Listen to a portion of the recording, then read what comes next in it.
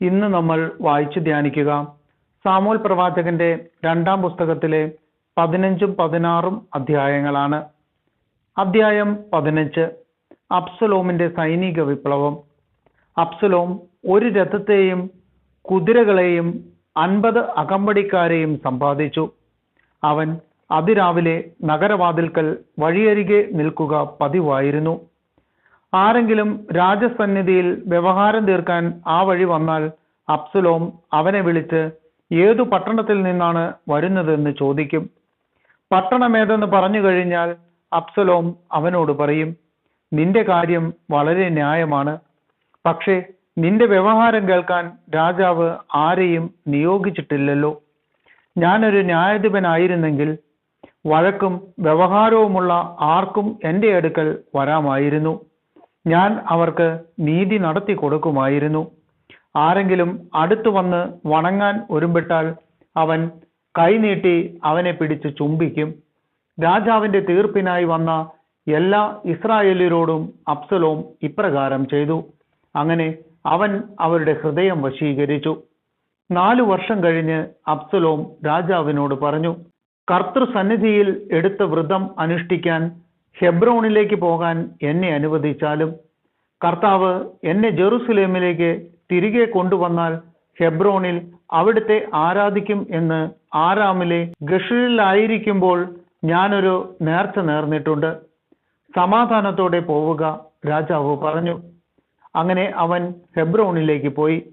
എന്നാൽ അബ്സലോം ഇസ്രായേലിലെ എല്ലാ ഗോത്രങ്ങളിലേക്കും ദൂതന്മാരെ രഹസ്യമായി അയച്ചു പറഞ്ഞു, കാഹളനാദം കേൾക്കുമ്പോൾ അബ്സലോം ഹെബ്രോണിൽ രാജാവായിരിക്കുന്നു എന്ന് വിളിച്ചു പറയുവിൻ. ജെറുസലേമിൽ നിന്ന് ക്ഷണിക്കപ്പെട്ട 200 പേർ അബ്സലോമിനോടുകൂടെ പോയിരുന്നു. അബ്സലോമിന്റെ ഗൂഢാലോചന അറിയാതെ ശുദ്ധഗതി കൊണ്ടാണ് അവർ പോയത്. ബലി അർപ്പിച്ചു കൊണ്ടിരിക്കുമ്പോൾ അബ്സലോം ദാവീദിന്റെ ഉപദേഷ്ടാവായ അഹിതോഫെലിനെ അവന്റെ പട്ടണമായ ഗിലോയിൽ നിന്ന് ആളയച്ചു വരുത്തി. രാജാവിനെതിരായ ഗൂഢാലോചന ശക്തിപ്പെട്ടു. അബ്സലോമിന്റെ സംഘം വലുതായി. ഇസ്രായേല്യർ അബ്സലോമിനോട് കൂറു പ്രഖ്യാപിച്ചിരിക്കുന്നു എന്ന് ഒരു ദൂതൻ ദാവീദിനെ അറിയിച്ചു. അപ്പോൾ ദാവീദ് ജെറുസലേമിൽ തന്നോട് കൂടെയുള്ള അനുചരന്മാരോട് പറഞ്ഞു, നമുക്ക് ഓടി രക്ഷപ്പെടാം, അല്ലെങ്കിൽ നമ്മിൽ ആരും അബ്സലോമിന്റെ കയ്യിൽ നിന്ന് രക്ഷപ്പെടുകയില്ല. വേഗമാകട്ടെ, അവൻ നമ്മെ പിന്തുടർന്ന് നശിപ്പിക്കുകയും നഗരത്തിലുള്ള സകലരെയും കൊന്നുകളയുകയും ചെയ്യും. അവർ പറഞ്ഞു, അങ്ങയുടെ ഏതാജ്ഞയും ഈ ദാസന്മാർ നിവർത്തിക്കും. അങ്ങനെ രാജാവ് കുടുംബസമേതം പുറപ്പെട്ടു. കൊട്ടാരം സൂക്ഷിക്കാൻ 10 ഉപനാരിമാരെ മാത്രം അവിടെ നിർത്തി. രാജാവും കൂടെയുള്ളവരും ദൂരെ ഒരിടത്ത് ചെന്നു നിന്നു. അവന്റെ ദാസന്മാരെല്ലാം അവന്റെ അരികെ കൂടെ കടന്നുപോയി. ക്രേത്യരും പെലേത്യരും ഗത്തിൽ നിന്ന് അവനോട് ചേർന്ന 600 പേരും രാജാവിന്റെ മുൻപിലൂടെ കടന്നുപോയി. ഗിത്യനായ ഇത്തായിയോട് രാജാവ് പറഞ്ഞു, നീ ഞങ്ങളോടൊപ്പം പോരുന്നതെന്തിന്? തിരിച്ചു ചെന്ന് പുതിയ രാജാവിനോട് ചേർന്നു കൊള്ളുക. നീ വിദേശിയും സ്വദേശത്തു നിന്ന് ബഹിഷ്കരിക്കപ്പെട്ടവനുമാണല്ലോ.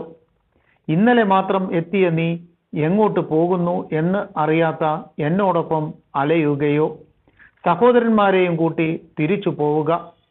കർത്താവ് നിന്നോട് ദയയും വിശ്വസ്തതയും കാണിക്കട്ടെ.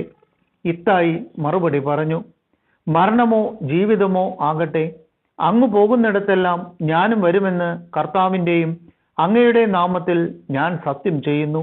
നീയും കൂടെ പോരുക, ദാവീദ് ഇത്തായിയോട് പറഞ്ഞു. അങ്ങനെ ഗിത്യനായ ഇത്തായി തൻ്റെ സകല ആളുകളോടും കുട്ടികളോടും കൂടെ കടന്നുപോയി. ദാവീദിന്റെ അനുചരന്മാർ കടന്നുപോയപ്പോൾ ദേശവാസികൾ ഉച്ചത്തിൽ നിലവിളിച്ചു. രാജാവ് കിദ്രോൺ അരുവി കടന്നു. ജനവും അരുവി കടന്നു മരുഭൂമിയിലേക്ക് പോയി. അബിയാദറും സാദോക്കും എല്ലാ ലേവ്യരും പുറപ്പെട്ടു. അവർ ദൈവത്തിന്റെ ഉടമ്പടിയുടെ പേടകം വഹിച്ചിരുന്നു. ജനം പട്ടണം വിട്ടുപോകും വരെ അവർ അത് താഴെ വെച്ചു.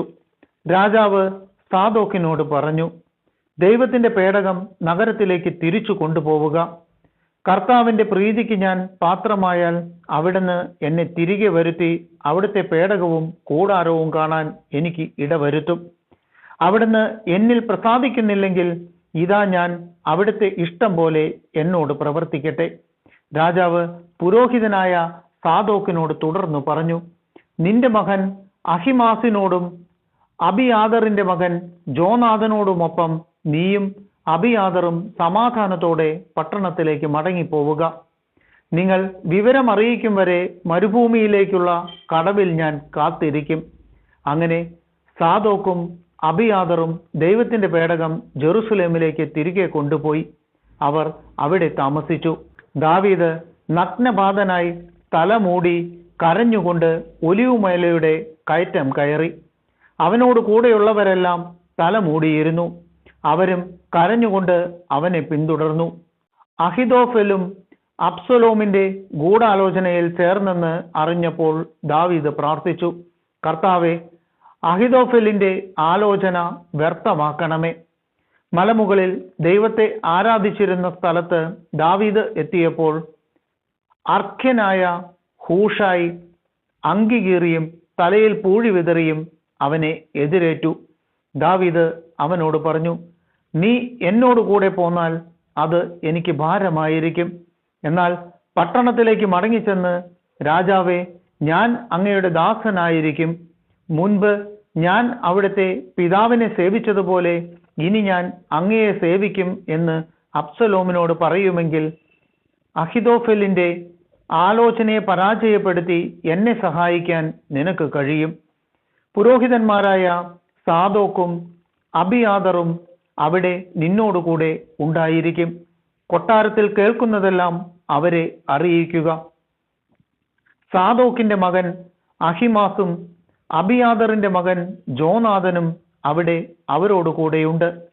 കിട്ടുന്ന വിവരമെല്ലാം അവർ മുഖാന്തരം എന്നെ അറിയിക്കണം. അങ്ങനെ ദാവീദിന്റെ സുഹൃത്തായ ഹൂഷായി അബ്സലോം ജെറുസലേമിലേക്ക് പ്രവേശിക്കവേ പട്ടണത്തിലെത്തി. അധ്യായം 16. ദാവീദും സീബയും. ദാവീദ് മലമുകൾ കടന്ന് കുറച്ചു ദൂരം ചെന്നപ്പോൾ മെഫിബോഷത്തിന്റെ ദാസനായ സീബയെ കണ്ടുമുട്ടി. അവന്റെ അടുക്കൽ 2 കഴുതകൾ ഉണ്ടായിരുന്നു. അവയുടെ പുറത്ത് 200 അപ്പവും 100 ഉണക്കമുന്തിരിക്കൊലയും 100 കുല വേനൽക്കാല ഫലങ്ങളും 1 തോൽക്കുടം വീഞ്ഞും ഉണ്ടായിരുന്നു. രാജാവ് സീബയോട് ചോദിച്ചു, ഇവയെല്ലാം നീ എന്തു ചെയ്യാൻ പോകുന്നു? കഴുതകൾ രാജാവിന്റെ വീട്ടുകാർക്ക് കയറാനും അപ്പവും പഴവും ദാസന്മാർക്ക് തിന്നാനും വീഞ്ഞ് മരുഭൂമിയിൽ വെച്ച് തളരുമ്പോൾ അവർക്ക് കുടിക്കാനും അത്രേ. സീബ മറുപടി പറഞ്ഞു, നിന്റെ യജമാനന്റെ പുത്രൻ എവിടെ? രാജാവ് അവനോട് ചോദിച്ചു. സീബ പറഞ്ഞു, അവൻ ജെറുസലേമിൽ പാർക്കുന്നു. തന്റെ പിതാവിന്റെ സിംഹാസനം ഇസ്രായേൽക്കാർ ഇന്ന് തനിക്ക് തിരികെ തരുമെന്ന് അവൻ കരുതുന്നു. അപ്പോൾ രാജാവ് സീബയോട് കൽപ്പിച്ചു, ഇതാ, മെഹിബോഷത്തിനുള്ളതെല്ലാം നിന്റേതാകുന്നു. സീബ പറഞ്ഞു, ഈ ദാസന്റെ മേൽ അങ്ങയുടെ പ്രീതി എപ്പോഴും ഉണ്ടായിരിക്കട്ടെ. ദാവീദും ഷിമെയും. ദാവീദ് രാജാവ് ബഹൂറിമിൽ എത്തിയപ്പോൾ സാവൂളിന്റെ ബന്ധുവായ ഗേരയുടെ മകൻ ഷിമെയി ശാപം ചൊരിഞ്ഞുകൊണ്ട് പുറപ്പെട്ടു വന്നു. അവൻ ദാവീദിന്റെയും ദാസന്മാരുടെയും നേരെ കല്ലെറിയാൻ തുടങ്ങി. അനുചരന്മാരും അംഗരക്ഷകന്മാരും രാജാവിന്റെ ഇടത്തും വലത്തും നിന്നു. ഷിമെയി ശപിച്ചു പറഞ്ഞു, കൊലപാതകി, നീച, കടന്നു പോകൂ. സാവൂളിന്റെ സ്ഥാനത്ത് വാഴുന്ന നീ അവന്റെ കുടുംബാംഗങ്ങളെ കൊന്നതിന് കർത്താവ് പ്രതികാരം ചെയ്തിരിക്കുന്നു. കർത്താവ് നിന്റെ മകൻ അബ്സലോമിന് രാജത്വം നൽകിയിരിക്കുന്നു. നിന്റെ നാശമെടുത്തു. നീ രക്തം ചൊരിഞ്ഞവനാണ്. അപ്പോൾ സെരൂയയുടെ മകൻ അബിഷായി പറഞ്ഞു, ഈ ചത്ത പട്ടി എന്റെ യജമാനായ രാജാവിനെ ശപിക്കുന്നുവോ? ഞാൻ അവന്റെ തല വെട്ടിക്കളയട്ടെ. എന്നാൽ രാജാവ് പറഞ്ഞു, സെരൂയയുടെ പുത്രന്മാരെ, നിങ്ങൾക്ക് എന്തു കാര്യം? ദാവീദിനെ ശപിക്കുക എന്ന് കർത്താവ് കൽപ്പിച്ചിട്ടാണ് അവൻ അത് ചെയ്യുന്നതെങ്കിൽ അരുതെന്ന് പറയുവാൻ ആർക്കു കഴിയും? ദാവീദ് അബിഷായിയോടും തന്റെ ദാസന്മാരോടും പറഞ്ഞു, ഇതാ, എന്റെ മകൻ തന്നെ എന്നെ കൊല്ലാൻ ശ്രമിക്കുന്നു. ഈ ബെഞ്ചമിൻ വംശജൻ ഇങ്ങനെ ചെയ്യുന്നതിൽ പിന്നെ എന്തത്ഭുതം? അവനെ വെറുതെ വിട്ടേക്കൂ, അവൻ ശപിക്കട്ടെ. കർത്താവ് കൽപ്പിച്ചതുകൊണ്ടത്രേ അവൻ ശപിക്കുന്നത്. കർത്താവ് എൻ്റെ കഷ്ടത കണ്ട് അവൻ്റെ ശാപത്തിനു പകരം എന്നെ അനുഗ്രഹിച്ചേക്കും. അങ്ങനെ ദാവീദും കൂടെയുള്ളവരും യാത്ര തുടർന്നു. മലമുകളിൽ ദാവീദിന്റെ വഴിക്ക് സമാന്തരമായി ശിമെയിയും നടന്നു. അവൻ ശപിക്കുകയും കല്ലും മണ്ണും വാരി എറിയുകയും ചെയ്തുകൊണ്ടിരുന്നു. രാജാവും കൂടെയുള്ളവരും ക്ഷീണരായി ജോർദാനിലെത്തി. അവർ അവിടെ വിശ്രമിച്ചു. അബ്സലോം ജെറുസലേമിൽ. അബ്സലോമും കൂടെയുള്ള ഇസ്രായേൽക്കാരും ജെറുസലേമിലെത്തി. അഹിതോഫലും കൂടെയുണ്ടായിരുന്നു. ദാവീദിന്റെ വിശ്വസ്ത സുഹൃത്ത് അർഖ്യനായ ഹൂഷായ് അബ്സലോമിന്റെ അടുത്തു വന്നു പറഞ്ഞു, രാജാവ് നീണാൾ വാഴട്ടെ. അബ്സലോം അവനോട് ചോദിച്ചു, നിന്റെ സുഹൃത്തിനോടുള്ള വിശ്വസ്തത ഇങ്ങനെയോ? അവനോടുകൂടെ പോകാഞ്ഞതെന്ത്? ഇല്ല, കർത്താവും ഈ ജനവും ഇസ്രായേലരും തിരഞ്ഞെടുത്തവന്റെ ഭാഗത്തത്രേ ഞാൻ അവനോടുകൂടെ നിൽക്കും. എൻ്റെ യജമാനന്റെ മകനെയല്ലാതെ ഞാൻ ആരെ സേവിക്കും? നിന്റെ പിതാവിനെ സേവിച്ചതുപോലെ തന്നെ ഇനി ഞാൻ നിന്നെ സേവിക്കും. ഹൂഷായ് മറുപടി പറഞ്ഞു. അപ്പോൾ അബ്സലോം അഹിതോഫലിനോട് പറഞ്ഞു, നമ്മൾ എന്തു ചെയ്യണം? നിനക്കെന്തു തോന്നുന്നു?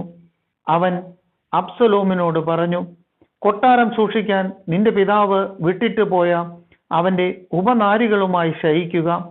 അങ്ങനെ നിന്റെ പിതാവിന്റെ വെറുപ്പിന് നീ പാത്രമായെന്ന് ഇസ്രായേൽ അറിയും. നിന്റെ അനുയായികൾക്ക് ഇത് ധൈര്യം കൊടുക്കും. അവർ അബ്സലോമിന് കൊട്ടാരത്തിനു മുകളിൽ ഒരു കൂടാരം ഒരുക്കി. അവിടെ ഇസ്രായേൽക്കാർ കാണുകെ അബ്സലോം തന്റെ പിതാവിന്റെ ഉപനാരികളെ പ്രാപിച്ചു. അക്കാലത്ത് അഹിതോഫൽ നൽകിയ ഏതൊരു ഉപദേശവും ദൈവ വെളിപാട് പോലെ സ്വീകരിക്കപ്പെട്ടിരുന്നു. ദാവീദും അബ്സലോമും അവന്റെ ഉപദേശം അത്ര വിലമതിച്ചിരുന്നു.